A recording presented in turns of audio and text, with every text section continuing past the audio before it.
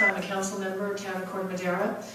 I've been very frustrated with the process that we've been going through with SCS. We have received 5 different scenarios, none of which have built off what has been learned from a previous one as far as we can tell. We gave feedback last year to ABAG and MTC.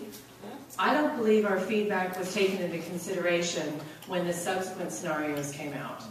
One of the main issues that Corte Madera has is that we are a tiny community. We are 3 square miles. We have fewer than 10,000 residents, and yet we need to accommodate hundreds and hundreds of households in this plan.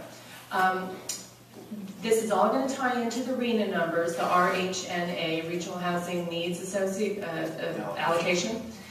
And, you know, for the past cycle, we were allocated 244 housing units in a town of 3 square miles. Yeah. Luckily, we were able to accommodate it with our WinCut property. That turned into high density. We had to do high density in order to meet our state housing mandate. We will not always have that opportunity, nor will we always want to accommodate our numbers with high density.